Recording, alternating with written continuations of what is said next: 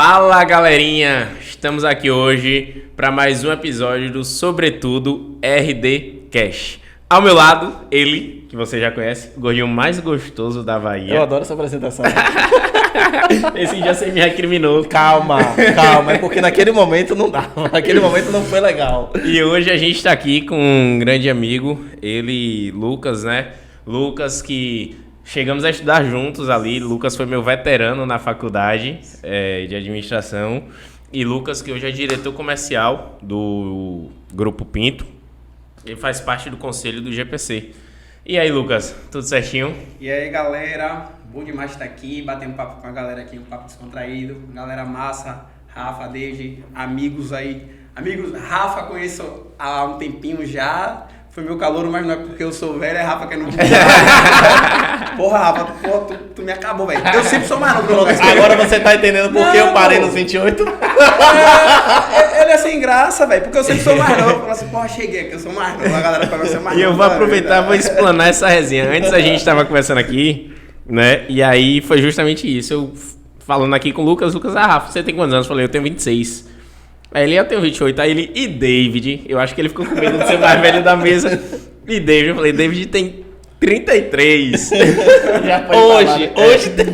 Aí eu contei uma história que assim, ó. Quando a gente começou a RD, lá 4 anos e meio atrás, eu tinha 22 anos, né? Tava ali por volta dos 22 anos. E aí David já tava 29 por aí. Aí David falou... Essa conta não tá batendo, não. Essa conta não bate, não. Só pra deixar claro. Essa conta não tá batendo. Aí David, todo mundo que perguntava pra David, você tem quantos anos, David? 28. Aí passou um ano, eu fiz aniversário, eu fui pra 23, chegava pra David, você tem quantos anos? 28. Aí passou mais um ano, eu fiz 24 anos, aí chegava pra David, 28. Até um belo dia que eu cheguei pra ele e Aí falei você assim, fez 25, eu fiz 25, aí eu cheguei assim, vem cá, irmão. Eu comecei a RD com 22, eu tô com 25. As pessoas vão começar a estranhar que sua idade não muda. Tava esperando. Aí Tava falou, esperando. vou fazer 29 esse ano. Ah, agora a gente vai. Ele não contou os bisseiros. Não, pô, besteira. Ah, Detalhe. Aí agora pronto, agora tá indo. Agora a gente acompanha. Mais massa. Meu velho, vamos lá. Você, a gente se conheceu lá na UFES, né? Sim. Você estudava administração, eu também estudava administração na época, na UFES. E eu lembro de Lucas naquela época e, pô, sempre foi esse cara boa praça, feliz, extrovertido, conversava com todo mundo, se comunicava. Mas eu conheço o Lucas dali pra cá. Quem é Lucas de verdade lá desde o início? Cara, Lucas é um... diz que é bom a gente falar em terceira pessoa, assim que a gente fica lembrando, mas a gente fala mais sobre a gente, fala melhor, né? Então, tá bom, hein? Filé. Então, eu sou um cara... Lucas é um cara tranquilo, um cara, assim, como você falou, boa praça, aí, tipo, eu comecei a assumir isso, que antes eu não assumia, eu achava, não, isso é besteira, mas eu comecei a assumir, não, eu sou um cara legal, eu sou um cara de gente boa, eu gosto de ter boas relações, pra mim é uma coisa muito legal, você estar bem nos lugares que você está, ser agradável com as pessoas que estão perto de você, e é um cara, assim, também que é bem dedicado, um cara que gosta de pessoas, gosta muito de pessoas, gosta de gente e, assim, curioso. Eu sou extremamente curioso. Ontem eu estava olhando um negócio e falei, meu Deus, por que eu estou pesquisando isso aqui? Porque a gente vende aqui no nosso mercado muito, no nosso Nordeste, vende muitos biscoitos chamados laminares, né? Maria, Maisena, creme crack. E eu estava perguntando, falei, pô, creme crack, a gente chama creme crack, né? Que é um nome em inglês que teria uma outra forma de falar, e eu comecei a pesquisar de onde veio esse negócio. E aí eu comecei a pesquisar biscoito Maria. Maria veio de onde? Engraçado a história do Maria, né? Que foi um biscoito de casamento, foi de uma duquesa, aí uma padaria local inventou esse biscoito e colocou o nome dela nos biscoitos Maria. Aí todo mundo começou, eu quero biscoito da Maria, eu quero biscoito da Maria, e pegou o nome. Isso E lá creme crack, velho. Rapaz, o creme crack, ele tem duas histórias. Tem uma história da Europa, né, de uma padaria que o cara tava fazendo com poucos... As histórias são parecidas, mas são em lugares diferentes. Tem uma palavra assim que eu acho que todas as coisas do mundo parece que surgiram nos Estados Unidos, né? Então sempre tem uma versão, o avião tem uma versão brasileira, tem uma versão, e o biscoito é a mesma coisa. Tem uma empresa lá, que essa empresa nos Estados Unidos, que depois foi comprada pela o gigante Kraft, e na Europa a mesma coisa. Tem foi um cara que estava com poucos ingredientes e tal, e misturou uma farinha com água, sal, fez um biscoito salgado e tal. E assim, a história dela é bem básica, mas eu fiquei curioso porque, tipo, é um biscoito que é muito consumido aqui pelo nordestino, principalmente. No Brasil como um todo, mas no nordestino consome muito esse biscoito. E é muito popular entre a gente, né? Enfim, aí sim, a gente tá voltando pra É só pra falar o quanto eu sou curioso, né? Eu sou um cara que, tipo, meio que pesquiso e gosto de saber sobre tudo e qualquer coisa. Sobre tudo.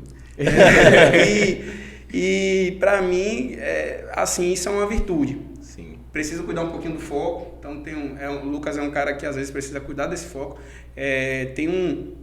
O Lucas é um cara que tem um defeito também, o perfeccionismo dele, às vezes dá a ele um pouquinho de procrastinação. E aí é uma parte massa da coisa que esse Lucas também ele começou a passar por um autoconhecimento. E entender quais são os meus defeitos também está me tornando melhor para mim, para eu lidar com isso. Então, é um cara que está sempre pensando em se reinventar, pensando em, tipo, o que é que eu posso melhorar, e eu sou um cara gente boa. Pô, velho, que massa. Agora assim, porra, 28 anos, você já consegue se conhecer tão bem. E assim, eu tive no seu escritório há um certo tempo, eu acho que há uns 8 meses mais ou menos.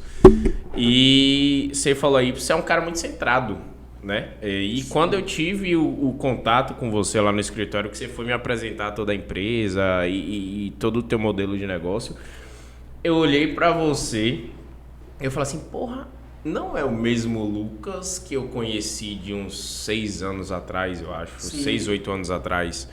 E eu vi um amadurecimento muito grande e eu fiquei feliz. Tipo assim, claro, né, eu acho que você da mesma forma, a gente que tá empreendendo, a gente que está todo dia em contato com empresários e empreendedores, quando a gente vê alguém que a gente conheceu em algum momento que está ali no nível bom de jogada e com a cabeça boa, inclusive essa sua cabeça agora de autoconhecimento e tal, você fala assim, porra, que massa.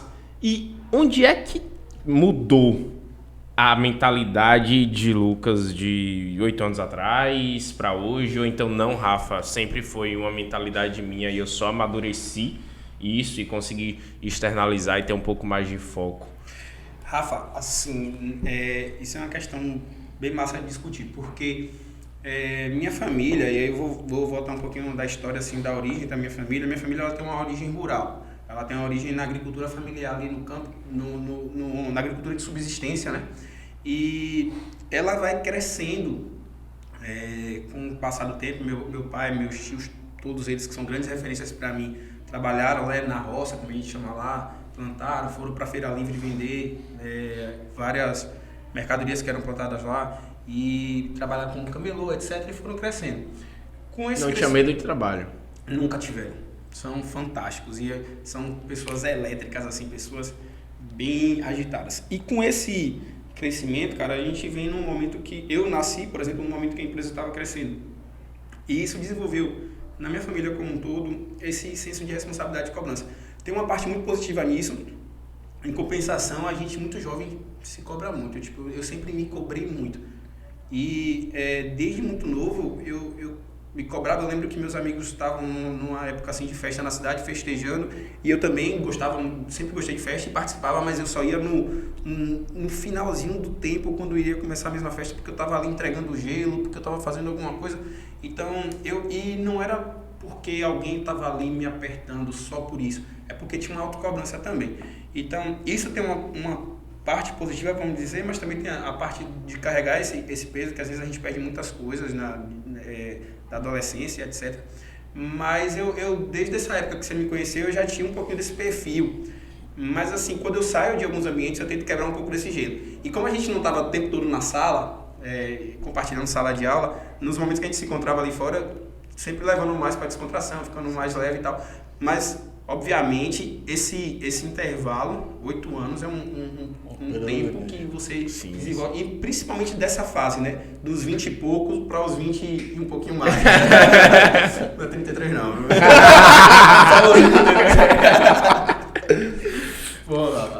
É bom ficar no meio, velho. Ser o mais velho é foda. O caçula é mais velho sempre... Não, o caçula sempre se fode. Eu tô sem saber o que falar. Mas eu acho massa. Eu gostava de ser o caçula. Eu sempre era o caçula, assim, no lugares que eu ia. Eu também, mas sempre mais novo. O Ficava- mais mimado, né? Eu sempre gostei de ser mais velho. Então, Mentira, tô você tudo segura bem. sua idade de 4 anos. Mas eu acho massa isso que você falou sobre autoconhecimento e um cara novo de estar buscando isso, de estar essa melhora. Geralmente isso acontece quando você já passou um pouco mais da vida, já passou por algumas coisas e você começa a buscar esse autoconhecimento e isso reflete muito no mundo empresarial. Sim. Porque, como você falou, eu gosto de pessoas e negócios são feitos de pessoas. Então você, com essa busca de autoconhecimento, você começa a entender melhor as pessoas e ajudar as pessoas. Sim. E fazem com que as coisas aconteçam de forma melhor, né? E um link muito massa é que, tipo assim, porra, ele gosta de pessoas e ele tá na área comercial. Então, tipo, tem muito link. Seria muito ruim se eu fosse um cara completamente introvertido, não gostasse de pessoas e tivesse se forçando a isso. Eu acho que quando a gente se conhece, a gente também potencializa o que a gente é bom. Tenta desenvolver o que a gente tem dificuldade, claro, o que a gente é fraco, mas potencializa o que a gente é bom. Aí vocês estão falando disso, eu tava lembrando aí, e Rafa tá falando de potencializar o que a gente é bom. E eu tava ouvindo ontem um cara que meu irmão gosta muito dele, meu irmão fala sempre dele, que é Murilo Gun, vocês devem conhecer. E Murilo Gun, eu tava vendo uma postagemzinha dele, ele falando que quando ele tava com uma empresa, eu acho que ele montava sites e tal. E ele se propôs a trabalhar como comediante e stand-up. E aí ele disse que ele marca, eu quero participar desse negócio aí também, tá, marca um show. E aí ele, na época, se eu não me engano, era o Orkut, ele lançou uma divulgação do show dele no Orkut. E ele disse que ele tava fazendo o site, toda hora ele dava um alt tempo pra mudar a tela pra ver como é que tava a divulgação, o processo lá, né? E aí ele falou, cara, quando o coração manda, tu tem que ir. Porque se tu não vai, teu coração fica preso no lugar e tu adoece, tu não consegue fluir legal, teu corpo responde, tu não quer acordar, sabe? Então tu tem que ir pra onde o coração manda. E é claro assim, obviamente, a gente tá falando que também tem uma série de pessoas que não tem as mesmas oportunidades que a gente tem e que não conseguem falar, eu quero mudar a chave hoje e mudar. Sim. Então a gente também tem que ponderar isso, porque é leviano a gente dizer qualquer um vai assim. Mas obviamente dentro das possibilidades todo mundo tem uma possibilidade de mudança e de evolução. Exatamente. Eu acredito muito nisso, de tipo assim, cada pessoa pode ser aquilo que ela quer. Claro, para alguns vai ser mais fácil, para outros vai ser mais difícil. Mas quando você se predispõe a realizar algo e começa a trabalhar, se esforçar todos os dias para alcançar um objetivo, meu velho, nada vai te segurar. Coloca aquilo como meta, coloca aquilo na tua frente e vai em busca. Sim. Sobre esse podcast de Murilo Gun, eu ouvi, e aquele cara fora do comum, ele fala que o campo do coração é muito maior do que o campo do cérebro. Então, se você alimenta o coração, o seu campo energético fica muito maior e sua intuição fica muito maior também. E aí ele fala que ele passou a escutar o coração ao invés de escutar o cérebro. É engraçado, vocês falaram de Murilo Gun, eu tava ouvindo um podcast dele semana passada, e aí até uma observação que fizeram lá na hora, tipo, pra responder, fazer uma pergunta pra ele, ele para. Aí, se eu não me engano, foi com o Jorge J. Ele para, fecha os olhos, respira e aí ele responde. Aí ele fala que ele está se conectando com o eu dele, com o coração dele, porque a resposta não é simplesmente o visual, porque muitas vezes você quer falar o que o outro quer ouvir. E aí, não, eu vou responder aquilo que eu de fato estou sentindo, independente do que você achar ou não. Sim. Achei isso fantástico também. Ele é um cara foda, ele fala que ele é um bom iniciador de movimentos, né? Ele iniciou esse movimento da internet. Depois ele foi pro hype iniciar o movimento do stand-up. Depois ele veio iniciar o movimento de infoproduto. Quando ele estava com todo o pico de infoproduto, ele fechou a empresa. Porque ele disse que ele não estava conseguindo mais viver. É o que a gente fala, que a gente acabou de falar aí também sobre a parte de se conhecer. Ele falou, eu não estava tendo tempo para minha família, não estava tendo tempo para os meus filhos, estava ficando doente, estava ficando estressado, não estava curtindo tudo aquilo que eu estava criando. E aí, claro, ele teve uma iniciativa foda, né? Fechou a empresa, mas no momento de pico dele. E hoje o cara tá completamente linkado à espiritualidade. Com outra coisa. E é interessante isso também, que é momentos da vida. Você falou aí, depois de 8 anos atrás, e quando reencontrou é uma outra pessoa, é de fato uma lacuna muito grande. Se for o mesmo, tá errado, né? Tá errado. Exatamente. E você tem de fato que curtir isso mesmo. Hoje eu tô com isso, amanhã eu mudei, é outra coisa. Sim. E a vida é feita disso, esses ciclos, né? Cara, eu tava numa reunião ontem à noite, eu saí da empresa, marquei com um amigo nosso, um amigo meu, E eu estava numa reunião com ele e a gente estava falando exatamente sobre isso. Quando é a hora de parar, e quando é a hora de mudar, e quando é a hora de trocar o caminho, sabe? E aí a gente estava falando do ponto de vista do business, né? Do negócio. E às vezes é doloroso, mas às vezes você tem que dar um stop aqui. Pô, isso aqui não tá dando. Não tá rodando. Não tá dando por N motivos. Às vezes o negócio até tá rodando, mas tu não tá lá inteiro. Vamos pensar em outra coisa, vamos trazer propostas, pensar em como pode agregar uma outra coisa. E aí a gente estava falando, você falou de Murilo Gun, que ele pensa e fala independente da outra pessoa gostar ou não. Exato. E aí tem aquela coisa, né, que tipo assim, eu recomendo muito. Aprendi com meu irmão. Meu irmão é um cara massa. Meu irmão tem tua idade, Rafa. Eu conheci ele. Marcos, então. Ele Conheci lá no morro. Tem a tua idade. Sim, Festival de primavera. Tem a tua idade. Eu sou novo, irmão. tem que respeitar. Respeita os novinhos. É a nova geração.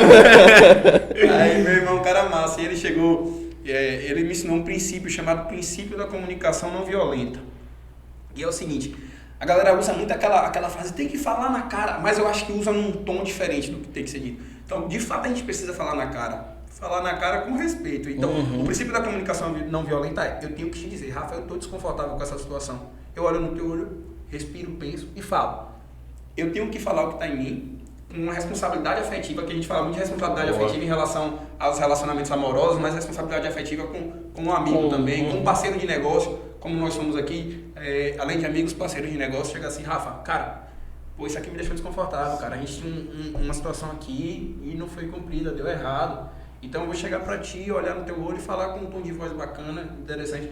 Então esse princípio da comunicação não violenta vem norteando muito minha vida, e eu era um cara extremamente explosivo, tipo, e ainda sou, mas assim, eu mudei um pouco esse foco dessa explosão, sabe? Como eu vou explodir é a maneira que eu tô retrabalhando, sabe? Então. Pô, isso é bacana de você falar, principalmente a gente que lida diariamente com pessoas, né? Não só clientes, mas colaboradores e tudo. Porque assim, eu também sou um cara explosivo, eu sou um cara esquentado. É de minha natureza, é muito difícil. Não adianta ficar negando também. É muito difícil a gente flagelo, mudar. né? Não adianta. Mas o que eu aprendi, eu me preparo para algumas situações. Quando a situação é um pouco mais difícil, quando eu tenho que dar um feedback ou então reclamar sobre algo, ou sei que vai ter uma reunião que é um pouco mais pesada, eu me preparo, velho. Sim. Depende. Às vezes eu medito, às vezes eu boto uma música, às vezes eu me visto melhor, porque eu sei que eu preciso estar bem ali, mas eu me preparo para chegar naquele dia ali, me controlar ao máximo, porque eu sei que algumas coisas vão tirar a gente do centro, e isso é normal, mas a questão é quando e como a gente sai do centro. Eu não quero chegar aqui com a galera, chegar pra equipe e chegar bradando, xingando, não é legal. E isso que você falou dessa comunicação, repete? Não violenta. Comunicação não violenta, pô, é muito bom. A gente brinca aqui às vezes e tipo assim, a forma que você fala, até as palavras que você usa, muda completamente como a pessoa recebe. A gente fala, a gente já teve até um podcast que nós fizemos uma vez com Moab falando sobre isso, sobre a responsabilidade que se tem sobre o outro. Sim. Quando você fala, e é justamente isso, de você passar e você tem uma forma que o outro entenda da forma que você quer passar. Porque não que você vá ter alguma responsabilidade sobre a reação dele, mas se você passa algo e a outra pessoa do outro lado recebe aquilo de forma agressiva, você cria uma tensão desnecessária, às vezes. E a gente comenta muito aqui de, pô, às vezes você tem razão no que está falando, em tudo que está fazendo, mas você precisa passar de uma forma que a outra pessoa entenda daquela formato. E aí entra outra questão, né? Aí a gente vai até fazer um paralelo com os novos modelos de comunicação, né? Com a rapidez na comunicação. Sim. E às vezes aí é aquele caso, tu manda uma mensagem no WhatsApp, as pessoas podem ler de uma maneira que tu não tá falando, que não é do jeito que tu queria falar. Então, assim, eu prezo muito por isso. Pra mim, o WhatsApp é uma baita ferramenta maravilhosa para trabalho, para tudo, para amizade, para marcar encontros. Mas eu valorizo ainda muito a velha ligação, porque alguém está ouvindo o teu tom de voz, a velha marcação desse contato presencial quando é necessário, entendeu? E sobre o feedback, eu estava olhando uma outra coisa, sobre a necessidade de clareza nos feedbacks, né? E esse feedback serve tanto no ambiente de negócio, nas relações comerciais, como serve para a vida, para qualquer tipo de relação.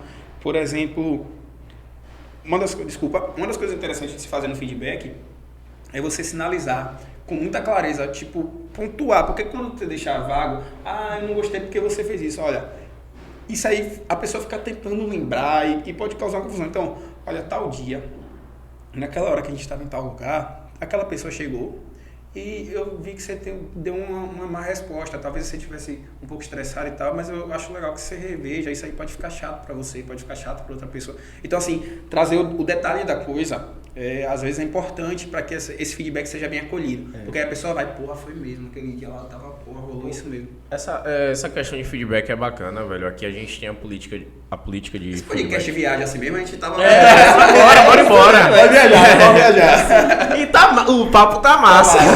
Vamos viajar.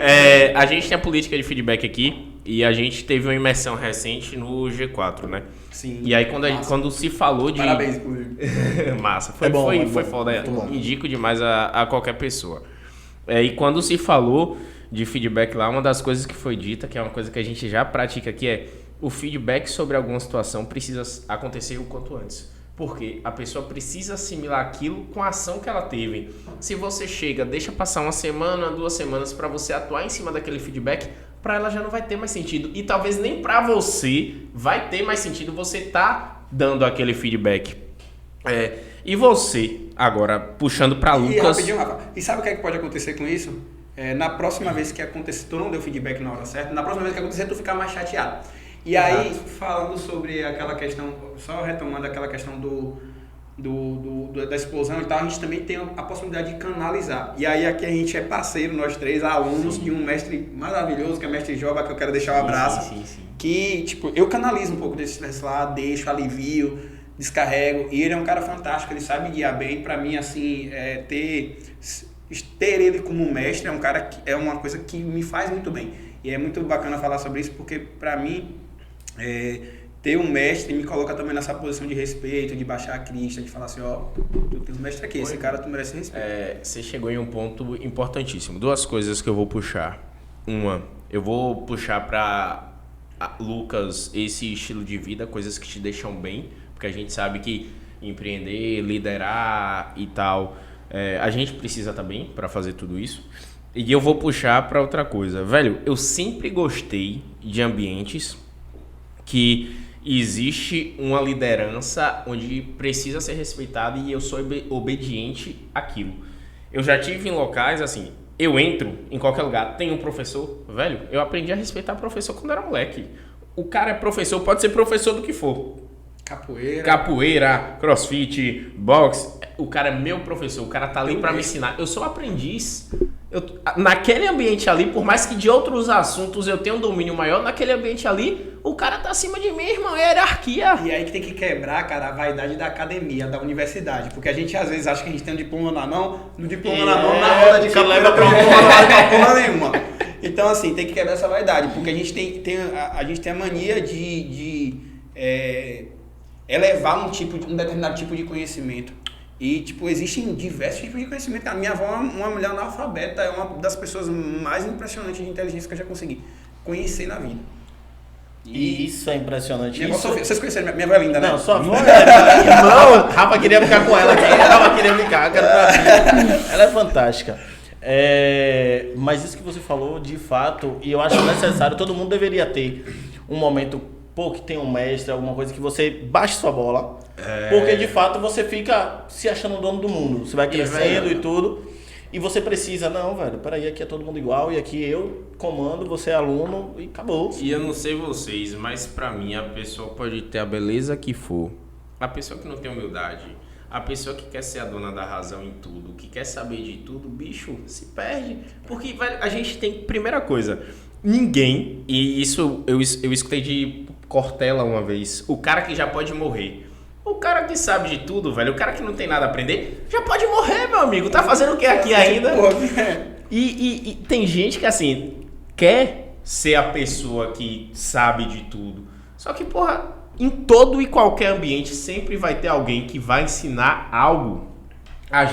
Eu tô aqui, eu tô aprendendo com você, eu tô aprendendo com o David, eu tô aprendendo com o Rudy que tá ali atrás mexendo no celular. Tá nem prestando atenção, né, cara?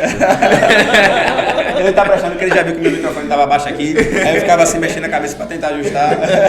Então, assim, a gente aprende em todo momento, velho. Só que, tipo assim, pra isso, primeiro, pra você conseguir aprender, você tem que estar disposto a isso e ter a humildade de entender que somos pessoas. Ninguém aqui abaixo de Deus somos todos iguais. Inclusive, depois que a gente morrer, também vai todo mundo pro mesmo lugar. O Rafa, tem uma parte nesse conhecer, nesse aprender bacana, porque tem uma questão assim que eu queria até falar. Você falou aí no início na minha apresentação que eu assumo uma diretoria, né, na empresa e que eu faço parte de um conselho. E assim, tipo, conselho é um negócio de empresas extremamente organizadas, grandes, tarará. E essa ideia desse conselho foi uma ideia meio que minha, aí eu montei, chamei Carla, minha prima que vocês conheceram. Deixo um abraço pra Carla também, que é meu par, assim, minha parceirona. Depois traz a Carlinha aqui. Que divide o baba comigo. E uma coisa que eu chamei ela, vamos montar, porque esse conselho, na realidade, é muito mais pra gente ser aconselhado. É tipo assim, a gente pegou a galera fundadora, meu pai, meus tios, que são 3 sócios meus, Carlos e Daniel, que são 2 referências, meu pai, minha terceira referência forte, não necessariamente nessa ordem, mas 3 referências maravilhosas na minha vida. E a gente falou assim, não, esse conselho é pra gente ouvir. Tem temas que são maiores, mais relevantes, a gente precisa ouvir, bora parar lá pra ouvir, bora parar pra entender. E o massa é que esse espaço também rola. Quando a gente ia apresentar a RD, o cara não sabe, ele não tem, às vezes até aparece aí com umas redes sociais, mas pô, aquela postagem feia da porra. Mas assim, eles não têm esse contato com o DIG e a gente fala, não, o DIG é importante, bora, a gente precisa, vamos fazer aqui com essa agência aqui e tal. Aí vocês dão um espaço pra gente, eles ouvem também, e aí tem essa humildade que a gente aprende em paralelo, que eles têm a humildade de ouvir também, pegar a galera mais nova assim, porra, eles estão sabendo disso, então eu vou deixar com eles essa bola. Nossa. E a gente ter essa mesma coisa com a experiência do negócio, do business, sabe? Os caras já tomaram na cara várias vezes. Eu não preciso tomar na cara nas mesmas coisas, passar, eu posso aprender com quem já errou, né? Porra, acho que você me indicou uma vez um podcast de Abílio Diniz, e aí ele falava justamente sobre isso, né? Que ele gosta de estar perto de pessoas que já erraram, e inclusive ele fala dos erros dele em excesso, porque ele fala que ninguém precisa errar onde o outro já errou. A gente está aqui para aprender com o erro do outro também. E ontem eu ouvi um trecho de um podcast também. E o cara falava. E o cara falava sobre isso, tipo, não tenha medo de errar. Erre muito, porque às vezes você só precisa de um acerto pra virar. Porra, então erre, não tenha medo, vá. Sacou? O dele já era o contrário, já era falando. Eu concordo muito com isso. E tem uma coisa, a cultura americana, por exemplo, a gente tem que pegar de cada cultura. Eu sou apaixonado por nossa cultura, desde o Brasil até mais regionalização de tudo, do meu Irarazinho ali, que eu amo aquela cultura daquela cidade. Mas a cultura americana tem coisas que você pode pegar muito boas. Eles têm essa cultura do erro como algo muito benéfico. E a gente não tem, mas também a gente pensa assim, por que a gente não tem? É porque o brasileiro é burro? Não. É porque também a gente tem um lugar muito mais difícil de errar. Tu erra com a empresa, cara, pra tu se reestruturar é muito difícil. E a gente vem o ambiente da gente é mais... Exato, e geralmente a gente vem de baixo, né? Os brasileiros, a maioria vem de baixo. Então o medo de errar é o medo de, tenho muito a perder. Então precisa acertar, ser mais assertivo. Aproveitando esse momento de reflexão em cima do que os outros já passaram, tem um cara que eu admiro muito, que uma vez ele falou assim pra mim, Rafael, quando eu tinha 17 anos, eu comecei a sustentar minha mãe e meus 4 irmãos. Pra mim, eu nunca tive medo disso. Eu fui trabalhar, arriscava, Rafael, com a faca nos dentes, porque eu não podia errar. Ele fala, tem gente que pode errar. Por quê? Se errar, volta pra casa, refaz as coisas, tem um apoio. Eu não podia errar. Errei. Só que quando eu errei, eu sabia que eu precisava consertar aquilo ali o mais rápido possível. Porque não era só por mim. E no Brasil a gente tem muito isso. Tem a maioria dos empreendedores, empresários, não sei dessa nova geração, mas assim, os grandes que começaram lá atrás, os caras começaram fazendo tudo, né? E vieram estraçalhando e assim, errava. Só que os caras não podiam cometer aquele erro. Então eles já buscavam muito mais rápido uma forma de reverter, não se lamentavam. Sim. A nossa geração já tem uma cultura da lamentação. As pessoas sofrem muito mais por coisas muito menores. As pessoas reclamam muito mais por... Irmão, se a gente pensar que a gente tem saúde, a gente tem um dia pra acordar amanhã, a gente tem uma família que tá bem, o resto é lucro. Correr atrás é lucro. Eu acho que isso está muito ligado à exposição que nós estamos tendo da facilidade, sabe? Tipo, os prazeres estão muito fáceis. Sim. Em todos os tipos.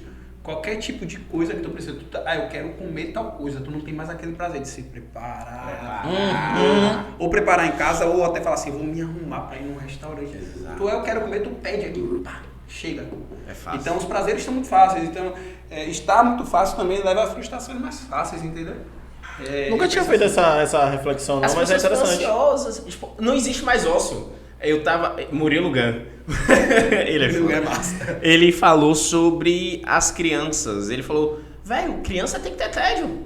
Antigamente a gente sabe o que é isso. Porra, daqui 30 minutos a gente vai sair. Eu ficava olhando assim pro relógio, irmão. Demorava uma hora. Demorava uma hora pra passar 10 minutos. Hoje em dia... Cara, se meu pai falasse que eu tinha que viajar no outro dia, eu não dormia. Não dormia. Hoje, 4 da manhã eu tava de pé, tomando banho. E hoje em dia, velho, as crianças não têm mais o tempo do tédio. As pessoas não têm mais tédio. Escutei, aí eu não vou lembrar pra fazer a referência, mas esses dias outra pessoa falou que assim, quando estiver esperando o elevador, não pegue o celular. Quando parar no semáforo, não pegue o celular. Por quê?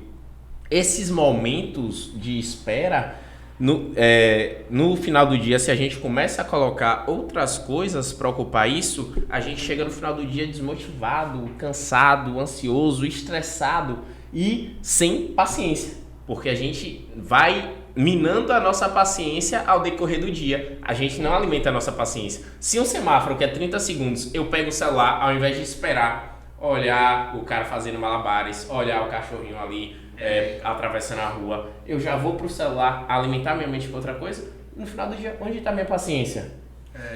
A gente tá perdendo demais esses espaços. E assim, eu percebi que eu também tava.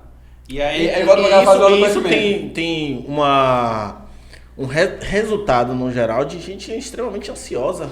Porque o tempo todo a gente acorda, a primeira coisa é o celular, velho. Celular, vai dormir a última coisa. Que eu já também tratei. Eu tô tentando também o tempo todo. Eu desinstalei o Instagram por um tempo, voltei essa semana.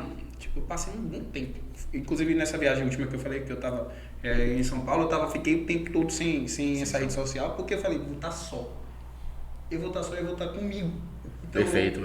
Parei, desinstalei, porque sabe o que acontecia de você, em qualquer tempo, mínimo, pegar esse celular na mão e ficar correndo um negócio aqui, com um dedo, que se depois tu chegar e falar assim, Lucas, tu tava vendo o que aí? Eu não sei o que eu tava vendo, cara. Então, a gente para ver assim, que não é nem só a ocupação do ócio, é um ócio diferente, improdutivo. Total. É muito melhor olhar o cachorro. Exato. Vai tirar uma lição muito melhor. Sabe? Não que a rede social seja ruim. Aliás, aqui é um ambiente que a gente pode provar que ela é boa. Mas tem que ter finalidade. A finalidade tem que ter propósito, velho. E, velho, vocês são embaixadores de falar isso aqui, porque isso faz parte do business, do negócio de vocês. E vocês, quando alguém ouve vocês falando disso, fala assim, porra, realmente tem sentido. Irmão, a gente... rede social. A gente trabalha muito com rede social. Eu acho que praticamente todos os nossos clientes a gente faz uso de rede social como estratégia. Chega o final de semana, irmão, às vezes eu, Rafael, não tenho saco. Eu não quero ficar com o celular, porque a gente vive tanto isso daqui que a gente também precisa de descanso. Só que as pessoas acabam pegando a vida delas e condicionando a uma tela e vivendo a vida do outro ao invés de viver a sua. Velho, é tão bom você ficar em casa sem fazer nada. Quanto tempo tem que você não ficar em casa olhando pro teto, viajando, pensando, velho? Você não consegue mais pensar. Mas enfim. O ócio criativo. Enfim, a gente rodou demais. Emicida fala do ócio recreativo. Recreativo de trazer a recreação, de a diversão pra esse ócio também. Massa. Não ficar pensando em criar só. E se recriar e curtir. Mas agora vamos pra uma questão. A gente rodou aí, foi massa. Massa. Vai, continua.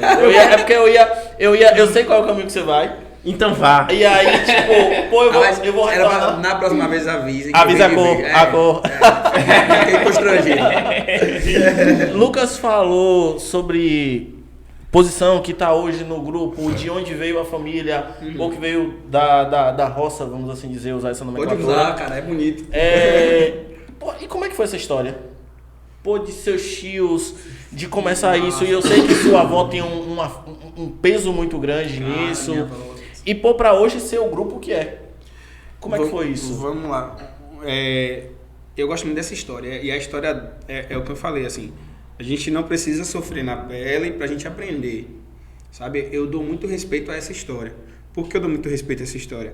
Porque eu não quero viver na pele. E eu quero mais do que isso. Ver como eu posso abrir espaço para pessoas terem essa oportunidade que eles tiveram lá atrás. Vamos lá. Lá na roça, vou voltar, então todos começaram a trabalhar tipo 8 anos, 7 anos, todos os meus tios partiram dessa labuta. Tipo, de dividirem a mochila, a sacola, né? Carregava os livros numa sacola só, um levava até metade do caminho, outro da metade, 6 quilômetros para o colégio. Minha avó insistindo que estudassem e que quando chegava no outro turno estavam lá trabalhando com meu avô. Então, assim, por exemplo, eu tenho uma tia Gal, maravilhosa tia Gal. Um abraço pra tia Gal. Inclusive. Ela era a que tem a idade mais próxima do meu pai, que é o mais velho. Eles dois são os mais velhos. Eles faziam, tipo, sanduíche de creme crack, ó o creme crack novo, com goiabada, na época goiabada de lata, pra vender no colégio, pra fazer uma grana, pra poder... E aí faziam qualquer coisa que pudesse dar uma extra, graninha ali, alguma coisa, estavam fazendo, né? Chega a falar que o sonho dela era comer uma maçã inteira, porque maçã era um artigo de luxo na época, e aí ela fala muito disso. Então, eles trabalhavam na roça ali, ajudando meu avô, e meu pai, sendo o mais velho, meu pai veio pra Feira de Santana trabalhar. Meu pai dividiu casa com uma pessoa que hoje ainda trabalha com a gente, Zé Baixinho. E meu pai veio trabalhar aqui em Feira de Santana, trabalhava nesse papel de office boy, fazia essas coisas, trabalhou no operacional de atacados, já de alimentos, distribuição e tal. Isso seus tios ficaram, Meus só seu tios pai ficaram, veio. Foi o primeiro contato do seu pai com esse negócio? Foi.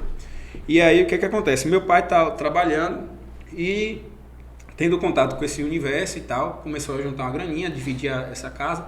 Foi nessa época que eu tinha um tio que trabalhava numa empresa do lado, um tio pai de mãe, então esse meu pai começou a dar carona nesse tio, aí conheceu minha mãe, de gaiato, pegando carona. Mas foi mais ou menos assim a história. E meu pai é o cara que dá o primeiro sofá à minha avó, que tem toda essa coisa assim. Começa a ajudar de uma forma maior dentro de casa. E aí meu pai começa a ter contato com esse mundo. Por outro lado, minha tia Gal, ela casa com um rapaz que é chamado Dai, que é daqui do Tomba. Esse cara, ele tinha uma visão assim, bem empreendedora, mas infelizmente assim, ele teve problema com o alcoolismo. Se entregou ao alcoolismo, mas ele tinha uma visão muito empreendedora. E ele trabalhava, ele teve frota de táxi, teve algumas coisas. E ela casou com ele e ele tinha barraca de feira de confecções. Botava barraca e vendia roupa ali. E com esse contato, meus tios, Carlos, Daniel, que estavam lá em Irará, começaram a ter contato comercial por outro ângulo, né? Não era o mesmo setor, meu pai estava nesse setor de alimentos, eles estavam lá, mas estavam tendo contato com o público, com atendimento. Além de que antes eles já tinham vendido geladinho, picolé, etc. Quando meu pai decide, né, montar essa operação, ele está aqui em feira, ele não conseguia sair, ele tinha uma relação muito próxima com o dono da empresa que ele trabalhava, e ele decide montar uma lojinha lá em Irará. A loja hoje ainda funciona como outra coisa, é menor do que essa sala que a gente está, a primeira loja. E aí meu pai chama os dois irmãos, Carlos e Daniel, para serem sócios e montar esse negócio. Porque ele estava aqui em feira, ele ia ter noção dos preços, ia promoções e tal. E a operação rodaria lá. E rodaria lá. E aí é que eles contam com uma vaquinha, o nome da vaquinha é Coração, é vendida para botar dinheiro nesse negócio. Dinheiro de uma vaca, da roça. E minha avó vende essa vaca. Então, para poder... Minha avó é investidora... Mistura anjo. Quase uma Camila Farangue. Eu vou fazer esse investimento. E aí, um outro tio também, que empresta, porque eles moravam na Zona Rural, a loja era no centro, o tio emprestava uma casa, tio Betinho, que era tio deles. Não tive o prazer de conhecer, mas todos falavam muito bem. Emprestava uma casa, eu acho que emprestou dinheiro também. Emprestava uma casa para guardar mercadoria. E aí começa, cara, esse negócio. E era um negocinho menor que essa sala e começou a fazer fila pelo negócio, né? Carlos ia para Salvador, trazia mercadoria no lastro do ônibus. Foi o primeiro Primeiro negócio. mercadinho de lá de Irará, Não, cara, lá tinha mercado grande. mas pelo Onde é o relacionamento Sextão? que já existia... Onde é o Sextão hoje já era um negócio, porque o Sextão teve ampliação hoje, né, na nossa loja. Mas antes dessa ampliação, o tamanho anterior já era um tamanho, exceto uma parte da frente que foi a gente que ampliou, né, quando o Cacau estava no negócio ainda, que é um primo meu que tem participação importantíssima nesse crescimento. Quando o Sextão já existia aquela loja, que era o De Pinho, né? Era um supermercado que tinha lá, de seu Delcio Pinho, que é uma referência também pra gente, assim, como comerciante e tal. E é muito legal respeitar essas referências, Sim, né, tipo, históricas e tal. A gente teve a possibilidade de expandir, de sair de Irará e tal, mas ele é o cara que dava essa referência, era aquele norte, aquele cara que admirava, né? E não pra minha geração, mas pra meu pai, meus tios. Queria ser assim, Sim, queria ter a oportunidade. vislumbrar aquele cara, e inclusive tinha uma boa relação. Então, já existia outros mercados e tal. E aí surge começa a comercializar e começa a crescer. E aí bota o primeiro ponto, que era metade, era uma loja maior, e para eles já era um mundo, então era tipo eles trabalhando, família, comunidade lá da Caboronga, que é a comunidade que meus pais nasceram, meu pai e meus tios, minha mãe é de Itiquaruçu. E ali eles começam, né, essa labuta, depois compram outro pedaço. E aí que o Lucas nasce, né? Tipo, o Lucas nasce, tipo, tá crescendo, tipo, eu tava saindo de uma lojinha pequenininha pra uma loja maior, já era um baita crescimento. Seu pai ainda em feira. Não, nessa época meu pai já tinha ido. E aí que a empresa ela começa a crescer, né? Sempre muito respeitando essa familiaridade, esse contato com as pessoas, né? A gente está numa cidade pequena, o respeito com a comunidade tem que ser muito importante em qualquer lugar, mas lá isso é muito mais sentido, né? Sim. Lá é o local que você conhece pelo nome a outra pessoa. Não, e a gente teve a oportunidade de andar com você lá e a gente sentiu justamente isso. Tanto o seu carinho pelas pessoas, quanto as pessoas pelo seu carinho. Isso é massa. Pela família, né? Dá pra sentir. Isso é muito bom, velho. É uma coisa que tem que ser preservada. E isso faz parte do Sextão, inclusive. É identidade. É identidade. Os colaboradores do Sextão conhecem os clientes pelo nome e tal. E isso tem um acolhimento muito bom. Tem uma humanização muito sincera. E o desafio aí, cara, tu tem um plano pra tu crescer. Hoje a gente já tem mais lojas, tem outros negócios. Mas como é que tu leva essa cultura contigo, né? É o desafio. Porque isso é o DNA. Tu precisa levar esse DNA, senão o negócio deixa de ter tua cara em outro lugar. E a aí gente tá em Ambupe, como é que faz isso? E aí você falou uma coisa bacana. Tu pensa em crescer. Tu pensa em aumentar o teu negócio. Só que hoje vocês já aumentaram muito para o que um dia foi o Sextão. Hoje vocês têm o Atacadão Pinto e também a distribuidora. Isso. Distribuidora Pinto. Onde as coisas chegaram para o grupo Pinto Cerqueira? Onde chegou e virou o GPC? O GPC com essa nomenclatura foi uma invenção meio que minha. Eu que inventei esse nome, porque um cara do banco, gente boa, parceiro nosso lá do Banco do Brasil, Omar, quando começou a surgir mais de um CNPJ, né, que tava crescendo, ele agrupou tudo e colocou o nome Grupo Sextão. E assim ficou. Aí eu tava no banco, eu que botei o nome Grupo Sextão. Ele falou uma vez isso comigo. E aí, o grupo começou como Grupo Sextão, porque era a principal empresa até então. O GPC é uma nomenclatura recente, mas assim, na formatação de grupo, né?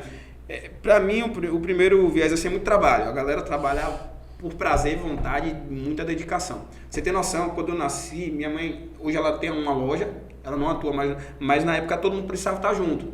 E aí minha mãe trabalhava no caixa eletrônico, eu nasci num momento de otimismo, porque estava saindo de uma lojinha para uma loja maior, e minha mãe trabalhava no caixa do supermercado, digitando ali, e ela pegava um carrinho do supermercado, que já cabia um carrinho, botava assim do lado, botava um forro e me colocava ali dentro, sentado do lado dela, lá no caixa, aqui batendo os preços, na época era aquela registradora de preço, né, e eu aqui do lado, recém-nascido.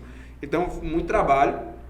E aí, esse crescimento, por vários motivos, o atendimento de minha tia Gal, quando ela chega para o negócio, né, quando ela já chega na segunda loja, tia Gal tem um filho, Cacau, que é uma referência para mim também, um cara jovem, que ele é mais velho que você.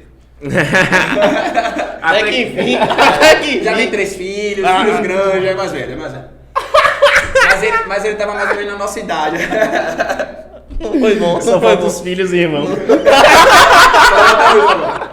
E aí, ele nome, não? Eu acho que eu tenho 29, cara. Eu errei. Daqui a pouco ele aparece bebê aqui. Arruma um gato aí. Benjamin Button.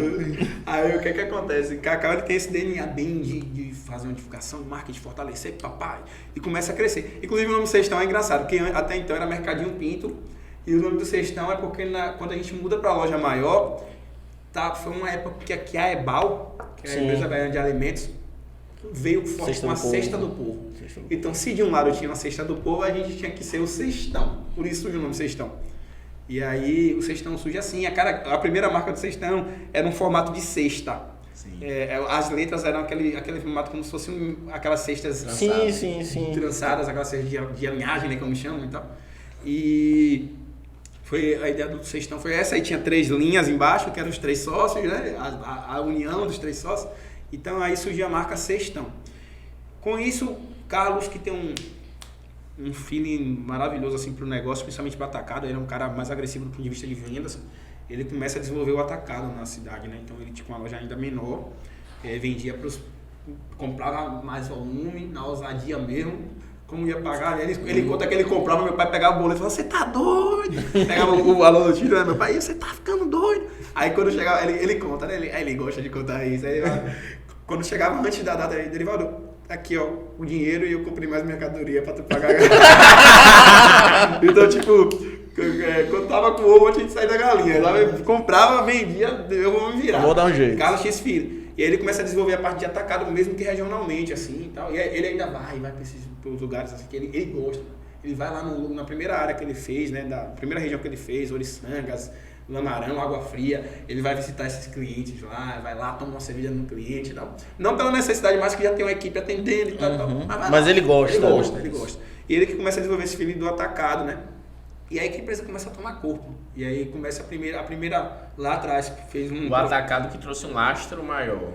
Sim, cara, começou a melhorar o relacionamento com o fornecedor, a gente começou a comprar de algumas indústrias direto. Meu pai conta que era meio que humilhante você pedir para comprar de uma indústria grande, uma Sica, que na época era muito grande, a refinação de milho, que depois foi incorporada pela Unilever, né, Maisena. Então, tipo, eles me contam essas histórias e falam assim, era de se humilhar para tu comprar de uma indústria direto. E aí começou a criar lastro para você ter barganha, né, você poder chegar para a indústria, não, eu tenho capacidade de te comprar. Então foi o atacado que começou a trazer isso. E com esse crescimento aí foi montando outra operação, a princípio foi crescer varejo.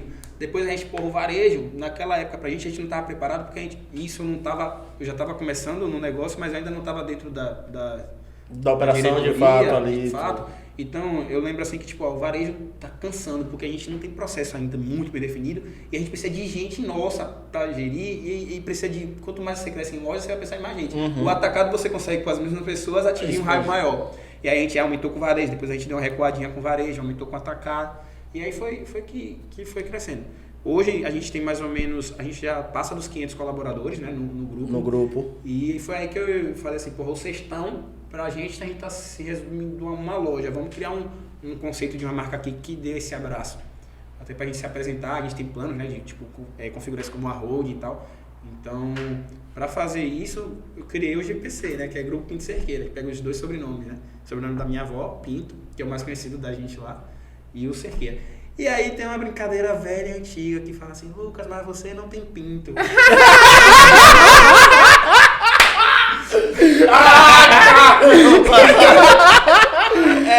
preparo pra achar aí, Rudy. Já marca aí quanto tempo tá isso. De fato. Então o Lucas não tem pinto. Não tem. não tem. Mas o que acontece? Lá na cidade, popularmente, nós somos conhecidos como família Pinto, né? Então, tipo, pra mim é muito orgulho ter esse pinto falso. Aí a gente tem lá esse sobrenome Pinto, que é bem conhecido na cidade, então meio que foram... ao mesmo tempo que eu fui adotando, foram me adotando em mim esse sobrenome também, né? Tipo, Lucas dos Pinto, aí Lucas Pinto, aí ficou. E tal. Eu também gostei, né? Que eu sempre gostei desse sobrenome. Eu falava, pô, mas sempre quis ter Pinto, né, velho? Era o desejo. Que massa, velho. E, velho, o que eu vejo assim, porra, uma empresa familiar, Só que vocês têm uma estrutura hoje que, pô, é de invejar qualquer outra empresa, velho. Tipo, em momento algum... Por que eu falo isso? Em muitos momentos, uma empresa familiar tem muitas amarras e é tudo muito direcionado aos donos, à diretoria. E quando a gente olha tanto para o Pinto Distribuidora, Cestão, etc., o grupo em si, a gente vê que existem setores, é tudo muito bem setorizado, e existem responsáveis que de fato têm autoridade e autonomia para reger o que está ao seu redor, né?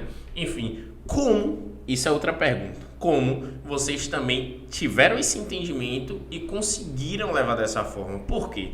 Até seu pai, velho, tipo assim, ou seu tio, poderiam chegar e falar, não, isso aqui não é pra ser assim, não, é pra ser assim, assim, assim, assim. Sim. E como conseguiu ter esse respeito em relação à responsabilidade, autoridade e autonomia de cada um? Eu acho que isso está muito pautado nessa questão da humildade, né? E essa humildade é a coisa que eu mais admiro neles. E tento replicar. Engraçado, eu vou contar um fato assim, né? Meio particular, mas vou revelar aqui agora pra quem quiser assistir, tá aqui na RD. Gosta. Uma parada muito engraçada que aconteceu, cara. Eu vi uma briga inversa, uma discussão inversa. Tava eu, Carla, Daniel, Carlos, meu tio, a gente tava numa reunião de conselho. E eu lembro assim que eles são... Uma das coisas que eu sempre digo que nos ajudou muito foi a ausência de vaidade. A gente tem muito pouca vaidade. Tipo... eu quero o melhor carro, o melhor não sei o que e tal. Isso também salvou nos momentos mais difíceis, sabe? Porque tinha lastro. Porque essa vaidade não era convertida em muito vou exibir e sim muito construir, né? E aí eu lembro de um caso, cara, que meu pai tava com um carro... Isso é recente, tem poucos anos. Meu pai tava com um carro velho, assim, e meu tio Carlos tinha um carro também, assim, meio ruim. Ruim assim, não era um carro ruim. Ele tinha um Crossbox, mas assim... um carro que não dava estabilidade pra ele, que viajava muito. Meu pai é mais velho, né? Eu vi uma briga assim, tipo, Carlos brigando com meu pai, discutindo, falando assim, por que você tá mais velho, você já teve problema cardíaco, você não pode estar andando nesses carros. Aí meu pai brigava assim, mas você que tem que ir, porque você que viaja mais. Eu falei, gente, que briga inversa, velho. Um brigando não é pro pra outro, ter, não é pro carro, outro ter. Pro melhor. Carro melhor, tá vendo? Aí eu falei assim, meu Deus. Aí eu olhava pra Carla assim, eu dava risada, eu falei, meu Deus, eu nunca vi um negócio desse na minha vida. Então, assim, eu acho que essa ausência de vaidade de um lastro, aí você estava falando dessa descentralização.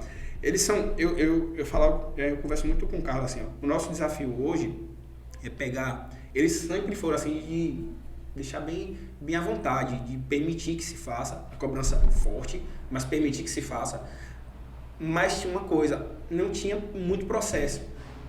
E meu grande desafio hoje com o Carla, a gente chamou uma consultoria parceira também para tentar desenvolver esse negócio com a gente, é justamente criar esses processos. Então isso aí já é um pouco mais de obra nossa, um pouco mais recente, assim, a gente começou a dividir setores, dar mais responsabilidade, traçar metas, chegar para a galera assim, ó, outra coisa, a gente tinha um terror com apresentar números, tipo assim, não, isso aqui é confidencial, não cuida disso aqui. Não, hoje a gente chega pra galera com sinceridade, galera, ó, esse mesmo desafio aqui, a gente não bateu, a meta não foi batida, o mês foi ruim, olha aqui, ó, esse resultado. O que a gente vai fazer? A gente compartilha. Não tem como ter meta se você não dá o resultado, né, velho? Como é que você vai falar, bateu, não bateu? Como é que o cara vai entender que a meta é importante se o cara não sabe como é que a empresa tá no verde ou no vermelho? E o principal, Rafa, como é que tu vai envolver esse cara? As pessoas compram teu projeto, velho. Exato. Tipo, claro que você tá ali, você tem que honrar os compromissos financeiros, os compromissos de salário e tal, mas a grande maioria das pessoas não estão ali só por isso, né? Eles estão pelo teu projeto, eles estão contigo. Entende? Então, assim, porra, vamos envolver essa galera no que tá bom, no que tá ruim, no que precisa melhorar, os feedbacks, as metas, os desafios. Vamos pensar assim, como é que eu posso remunerar mais esse cara, porque ele tá cumprindo bacana aqui as atividades dele. Por exemplo, aqui mesmo, na distribuidora, no operacional, a gente tem lá as métricazinhas que a galera bate, vai ganhando alguns acréscimos na remuneração e tal. Então isso aí gera envolvimento. As pessoas, e aí, para eles saberem, você tem que saber o número. Ó, a gente fez isso esse mês. Isso eu ia perguntar justamente sobre isso. Como é que administra pessoas quando você tem mais de 500 colaboradores? Como é que você faz isso? Como é que você cuida de pessoas do seu time para poder fazer o negócio crescer? Eu acho que Essa setorização te ajudou muito nisso, de ter pessoas responsáveis e daí você vai levando essa mensagem. E depois até quantos diretos você tem, né? Porque eu acredito, existe uma limitação de pessoas diretas, até para conseguir ter essa gestão. A gente, assim, o que é que acontece, né? Tem que tomar muito cuidado, eu tomo muito cuidado com isso, porque o meu setor já é um setor muito tradicional. Então eu tenho medo de engessar ainda mais uma coisa que já é tradicionalmente engessada. Então, assim, a horizontalização completa é utópica, não existe. Mas a gente precisa criar uma cadeia de liderança onde essa cadeia ela tenha pessoas motivadas para motivar outras. Onde essa cadeia tenha pessoas que compartilhem contigo esse conhecimento para que elas possam passar para as equipes dela. Então a gente faz muito isso, né? Por exemplo, as pessoas ali que são minhas imediatas, elas têm noção dessas informações, elas têm autorização para passar essas informações. E aí você vai criando uma cadeia cheia de elas. A gente tem muito ainda que melhorar, tem empresas ainda que a gente... sempre a gente pega uma empresa, geralmente o Sextão é muito isso pra gente, porque o Sextão possui aquele carinhozinho, o neném, né? Então, tipo, é um lugar onde a gente testa e valida muita coisa.